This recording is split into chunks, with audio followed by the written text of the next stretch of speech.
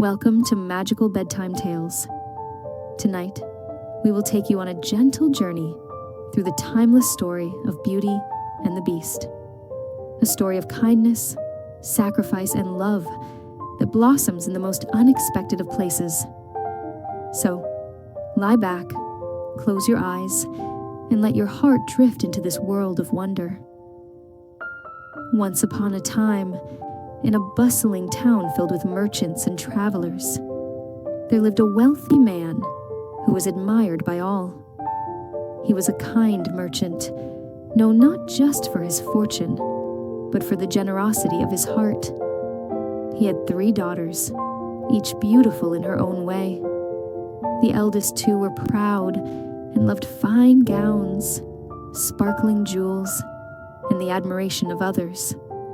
They dreamed only of wealth and luxury. But the youngest, whose name was Belle, though everyone fondly called her Beauty, was different. She found joy not in glittering treasures, but in the simple wonders of life. She loved to read. She loved to listen to the songs of birds, and she found beauty in kindness, humility, and truth. She was gentle, patient, and her heart was filled with compassion. Her sisters often mocked her for her simplicity. "Why waste your time with books, Beauty?" they would say. "You could marry a prince if you wished, and live in splendor like the heroines of your stories." But Beauty would only smile softly and reply, "True splendor is in kindness, not in riches." And though her sisters never understood her, her father cherished her deeply, for she was the light of his life. One fateful day, fortune turned its back on the merchant. A great storm sank his ships at sea, carrying away his wealth, and thieves stole what little remained in his warehouses. In a single night, he lost nearly everything. With sorrow in his heart, he gathered his daughters and said, "We must leave this fine house and live more humbly. We will go to our small country home, where I can work the land, and we will begin anew." The proud elder sisters wept bitterly. "We cannot live without gowns, jewels, and servants," they cried. But Beauty, with her quiet smile, took her father's hand and said, "Father, do not grieve. We will still have one another, and that is wealth enough." So the family moved to the countryside. Life there was hard. The proud sisters did little but complain, leaving Beauty to tend the house, draw water from the well, cook and sweep the floors. She worked tirelessly, never uttering a word of complaint, and sang sweet songs that made even the hardest labor feel lighter. Years passed, and though their life was simple, Beauty's heart remained bright and hopeful. One morning, news arrived that one of the merchant's ships, thought to be lost, had returned to port. Perhaps fortune had returned at last. With joy, the merchant prepared to journey to the city, hoping to recover even a small part of his wealth. Before he left, he asked his daughters what gifts they wished for his return. The eldest cried, "Bring me fine gowns, father." The second demanded, "Pearls and jewels for me." But when Beauty was asked, she thought for a moment, then answered gently, "Dear father, if it pleases you, bring me only a single rose, for none grow in our country garden, and I would treasure it dearly." Her sisters laughed at her simplicity. A rose? How foolish, when you could have gowns and jewels. But Beauty only smiled, for she knew that the simplest gift, given with love, was worth more than any treasure. The merchant kissed his daughters goodbye and departed. But when he reached the city, he found only disappointment. The ship had been seized to pay his debts, and he returned poorer than before. Heavy-hearted, he began his journey home through the forest. A terrible storm swept over the woods, Snow fell thick and fast, the trees groaned in the wind, and the merchant lost his way. At last, through the blinding storm, he glimpsed a faint glow of light. Following it, he found himself before a vast, mysterious castle. The great gates swung open at his touch, though no servant appeared to greet him. He entered cautiously, and to his wonder, he found a fire burning in the hall, food laid out on a table, and a warm bed awaiting him. Though he saw no one, he was too weary to question such kindness. He ate, drank, and slept, grateful for the unseen host who had sheltered him. At dawn, he prepared to leave. As he crossed the castle's great garden, he saw bushes heavy with roses, blooming brightly even in the snow. He remembered Beauty's wish and thought, "Here, at last, I can bring her the gift she asked for." He reached out and plucked a single rose, but no sooner had he done so, a terrible roar shook the garden. From the shadows stepped a fearsome beast, taller than any man, with eyes that burned like embers and a voice like thunder. "Ungrateful man," the beast bellowed.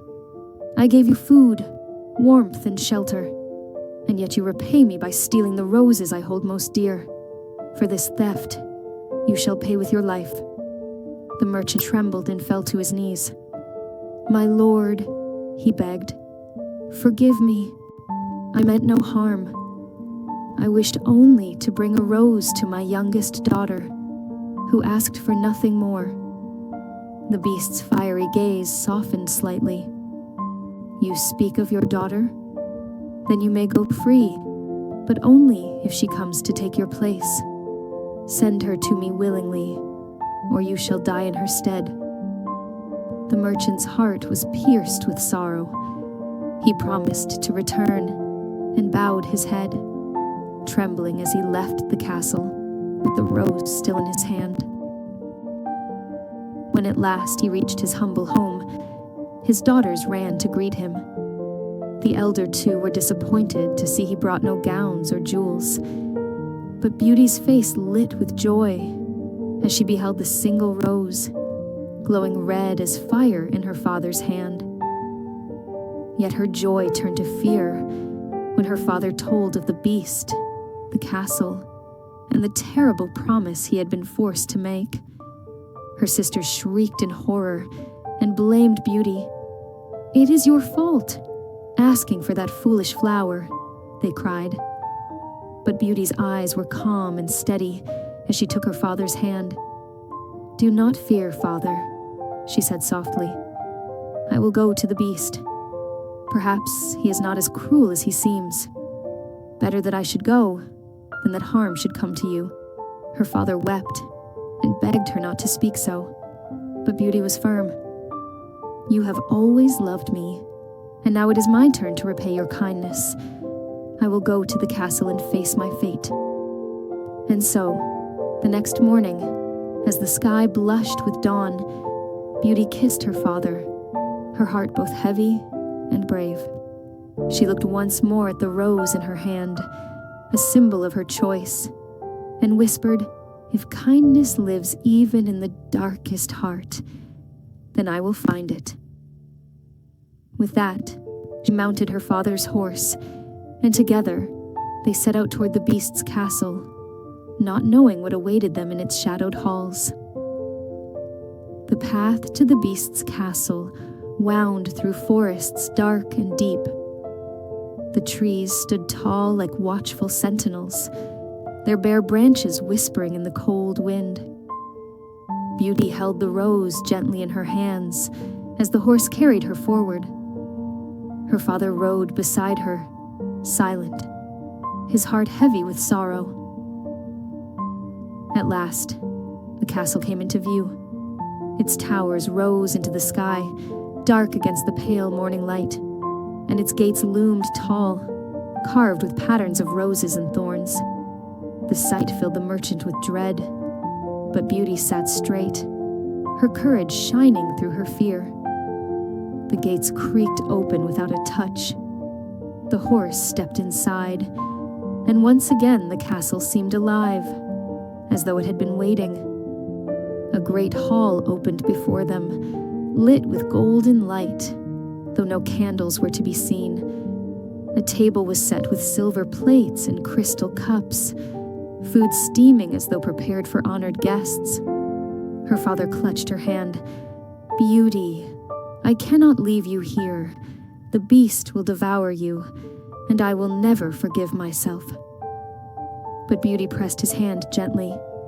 "Dear father, do not fear. I believe there is more to this beast than we see. Return home, and let me keep the promise." Her words, though soft, were steady, and her father's heart broke as he looked at her. He kissed her hands again and again, tears falling onto them. "You are my light, my gentle child," he whispered, "and now I must leave you in this darkness." He turned and left, his footsteps echoing sadly through the halls. The sound faded, and Beauty stood alone in the vast, silent castle. She waited, her heart beating like a small bird's wings. Then, from the shadows, the ground trembled with heavy steps. Slowly, the beast appeared. He was more terrifying than she remembered, towering, broad, covered in thick fur, with horns that curved toward the ceiling. His eyes burned like coals, and his teeth gleamed like ivory. Yet when he spoke, his voice was not thunder this time, but low and solemn. "You have come willingly," he said. "Yes," Beauty replied, though her voice trembled. "I have come to honor my father's promise." The beast studied her for a long moment. "You are not afraid?" Beauty's eyes did not waver. "I am afraid," she said honestly, "but fear does not free us from duty. I came to save my father." For a moment, silence lingered between them. Then, to her surprise, the beast bowed his great head. "Then, you are braver than most who stand before me." He gestured toward the table. "Eat." Though her hands shook, Beauty sat at the table. Food appeared before her in golden dishes, steaming and fragrant. She took small bites, finding the taste sweeter than anything she had ever known. The beast sat across from her, silent, watching her with eyes that glowed but did not burn. When she had finished, he spoke again. "You may roam the castle as you wish. You will find no locked doors. But every evening, you must dine with me." Beauty nodded, though her heart pounded. Then the beast asked a question that startled her. "Beauty, will you marry me?" She gasped softly, for the words were sudden and strange. She looked into his eyes, full of loneliness, and shook her head. "I cannot." The beast's breath rumbled, deep and heavy, but he did not grow angry. Instead, he simply bowed his head again and said, "As you wish. Good night, Beauty." With that, he turned and vanished into the shadows. Though her heart raced, Beauty felt no cruelty in his words, only sadness. She wandered through the castle, and with each step, she discovered wonders. The halls were lined with mirrors that shimmered like pools of water, showing gardens and forests beyond. Tapestries glittered with threads of gold, telling stories of kings, queens, and magical lands. Everywhere she turned, she saw enchantment. At last, she opened a door to a chamber prepared for her. It was the most beautiful room she had ever seen. Silken curtains, a bed carved with roses, and shelves filled with books. On the table beside her bed lay a small golden key and a note written in delicate hand. The note read, "This is your home now, Beauty. All that you desire shall be yours." She touched the key, her heart full of wonder and confusion. Who had written the note, The beast's hand was too heavy for such delicate letters, and yet someone, something, was watching over her. That night, she dreamed. In her dream, she walked through a garden filled with roses. The air was warm and soft, and a voice called out to her, though no figure appeared. "Beauty, do not judge by what you see. Look deeper, and you will find the truth." She awoke with the echo of the voice in her heart, and though fear lingered, a strange peace had settled within her. Days passed in this strange castle. Beauty explored its endless corridors, each room holding new marvels: music that played without hands, flowers that bloomed without sun, fountains that sang with silver water. Each evening as the sun set, she dined with the beast. Always, he asked her the same question: "Beauty, will you marry me?" And always, gently, she said, "No, beast." Each time his great head would bow, his voice sighing with sorrow, but he never grew angry. He spoke to her, instead of small things, of the gardens, of her books, of the days she had spent. And though his face was frightening, his words grew softer, as though a wounded heart was slowly daring to hope. One evening, as they sat together, Beauty found herself asking, "Beast, why do you live here alone in such a grand castle?" For the first time, his eyes turned away, shadowed with pain. "That is a tale for another night," he said, "when you are ready to hear it." And so, Beauty's days in the enchanted castle continued. Days of wonder, evenings of quiet dinners, and nights filled with strange dreams that whispered of hidden truths. But though she lived in comfort, her heart sometimes longed for her father and for the simple life they had once shared. And somewhere deep inside her, she began to wonder if the beast's sorrow and her dreams were threads of the same secret, waiting to be revealed. Beauty's days drifted like soft petals falling upon still water. Though she lived in a castle of wonder, it was the evenings with the beast that lingered most in her heart. Every night, as the candles glowed and the silver dishes sparkled before her, she would see him waiting patiently, his heavy frame cloaked in shadows, his great eyes fixed upon her with a mixture of hope and sorrow. He frightened her no longer. The first nights, her hands had trembled as she lifted her cup, but now she could meet his gaze without fear. She saw in those fiery eyes not cruelty, but a loneliness deeper than any she had ever known. Each evening ended with the same words: "Beauty, will you marry me?" His voice rumbled low, filled with longing. And each time, she answered with honesty, "No, beast." The sorrow in his eyes deepened with every refusal, but he never grew angry.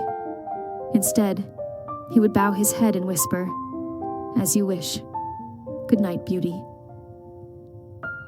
It was in those moments of quiet resignation that Beauty began to see something more. For though he was fearsome, he was also gentle. He gave her freedom to explore, books to read, music to fill her days, and never once did he harm her. Slowly, her heart softened toward him. One morning, as she walked through the castle gardens, she noticed that the roses seemed brighter, their colors deep as jewels. She reached out to touch one, and as her fingers brushed its petals, she heard again that mysterious voice from her dreams. "Do not judge by what is seen. The truth lies within." Her heart quickened. She glanced around, but the garden was empty. Only the fountain's song and the whisper of the wind answered her.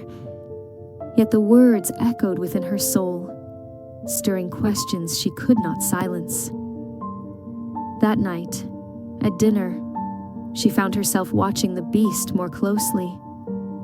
His hands were large and clawed, yet he lifted his cup with surprising care. His voice was heavy, yet when he spoke of the flowers blooming or the books she read, there was gentleness in every word. "Beast," she asked softly, "why do you always look at me as though I carry your fate in my hands?" The beast froze, his eyes darkening with a shadow of pain. For a long moment, he said nothing. Then he sighed, the sound like wind across a desolate plain. "Because you do," he said at last. Beauty's breath caught. "What do you mean?" But he shook his great head and rose from the table. "Not tonight. When you are ready, you will know." He left her with those words, and though silence filled the hall, her heart was louder than ever, beating with questions she could not answer. That night, she dreamed again. This time, she walked through a vast hall filled with mirrors. Each mirror showed her face, but in every reflection, she saw herself standing beside the beast. In some, she was smiling. In others, she was weeping. But always the beast was there. And again the voice whispered, "Look deeper, Beauty. Only love can break the chains." She awoke trembling, the dream burning bright in her mind. Days passed, and she began to notice the kindness in small things.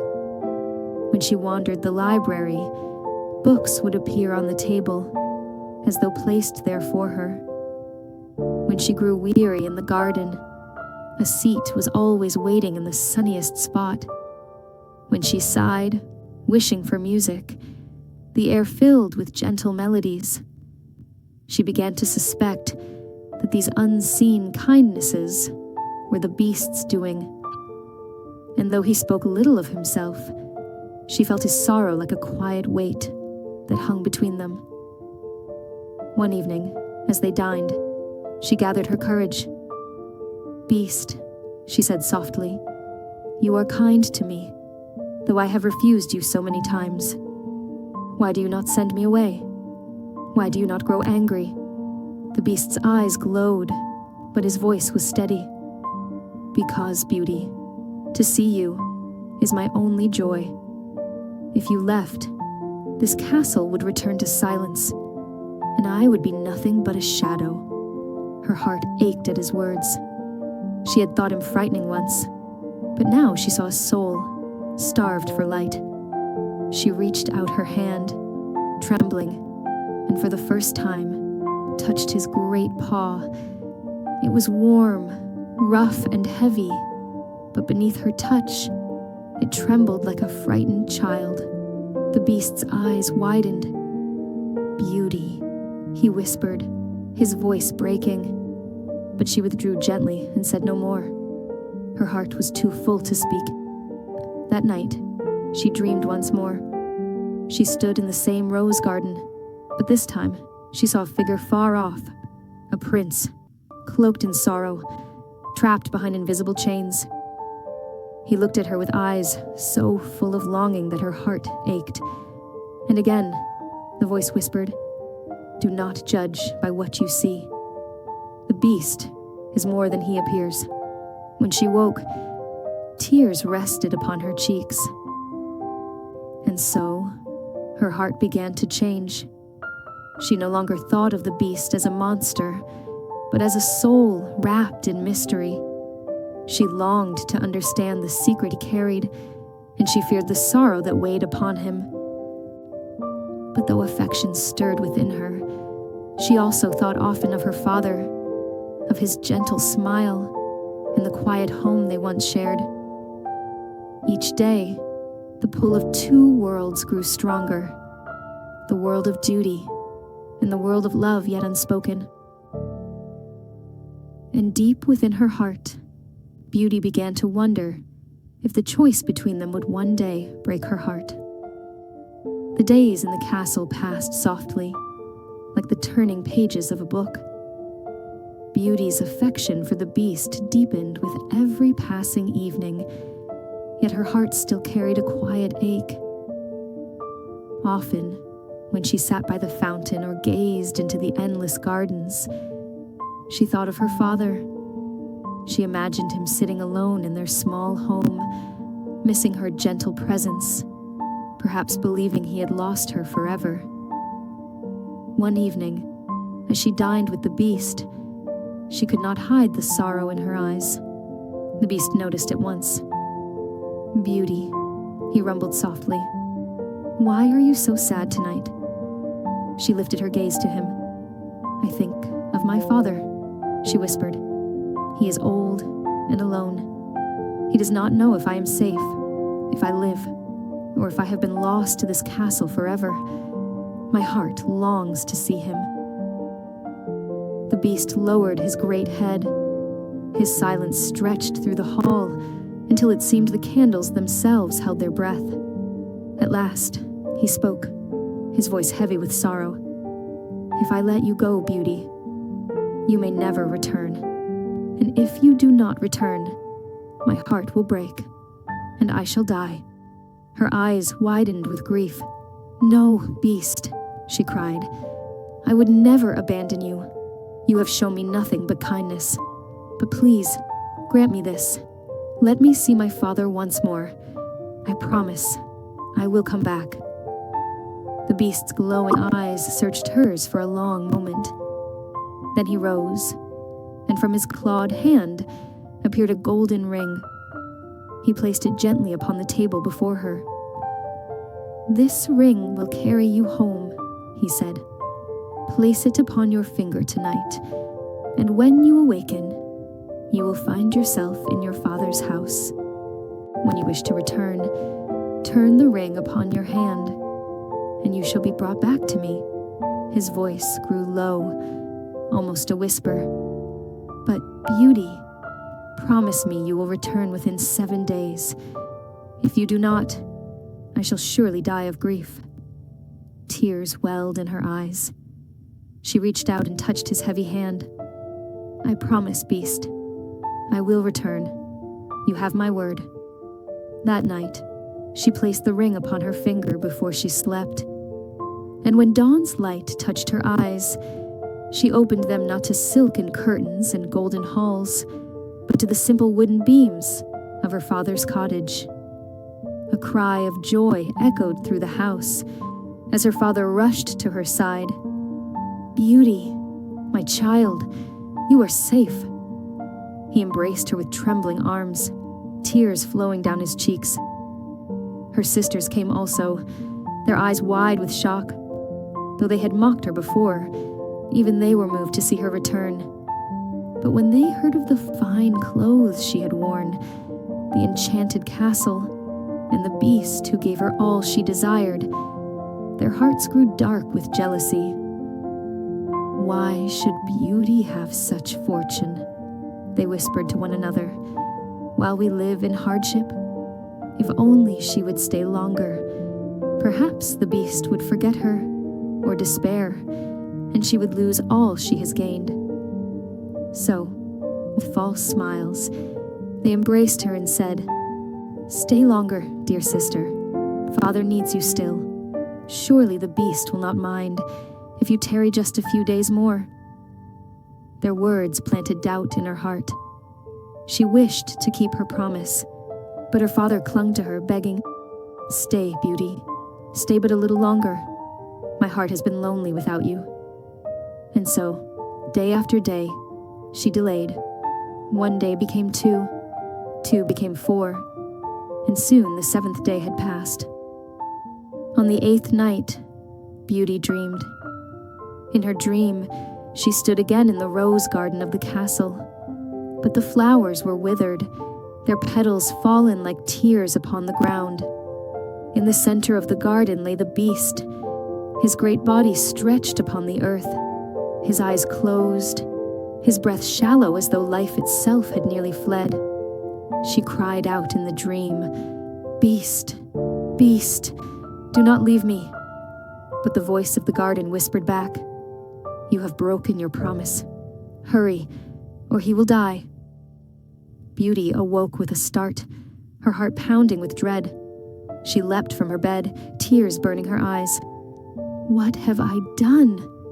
I have broken my word. I must return at once. Her sisters, startled by her cries, tried to hold her back, but Beauty tore the ring from her finger and turned it. "Take me back," she whispered desperately. In an instant, the world around her dissolved, and she stood once more in the grand halls of the Beast's castle. But the castle was silent now. The golden light had faded, the fountains stilled, the flowers drooped in sorrow. Fear clutched her heart as she ran through the empty halls, calling his name. "Beast! Beast! Where are you?" At last, she found him in the garden, just as in her dream. He lay upon the cold earth, his breath shallow, his eyes closed, his great form trembling with weakness. Beauty fell to her knees beside him, tears spilling onto his fur. "No, Beast, no, do not leave me. Forgive me. I should never have broken my promise. You are not just my keeper. You are my dearest friend. Without you, my heart is empty." The Beast stirred faintly, his voice a whisper, weak and broken. "Beauty, you returned." She pressed her hand against his chest, weeping. "Yes, I have returned, and I will never leave you again. Live, Beast, live for me, for I cannot bear to lose you." And with those words, her tears fell like jewels upon his heart. The days that followed were filled with gentle laughter and quiet companionship. Beauty and the Beast spent their time exploring the castle's many wonders together. She read stories aloud in the grand library while he listened, enchanted not by the tales, but by the warmth in her voice. In return, he showed her the hidden corners of the palace, places touched with both magic and memory. One evening, as they walked through the castle's rose garden, the Beast stopped by the enchanted flower that glowed softly in its glass case. Its petals had nearly all fallen, and only a few remained, fragile and trembling with the weight of time. The Beast's eyes were filled with sorrow. "Beauty," he whispered, "I must tell you the truth. This rose holds my fate. When its last petal falls, I will remain a beast forever. Only love freely given, without condition, can break the spell. And though you have been my dearest friend, I dare not hope for more." Beauty's heart ached at his words.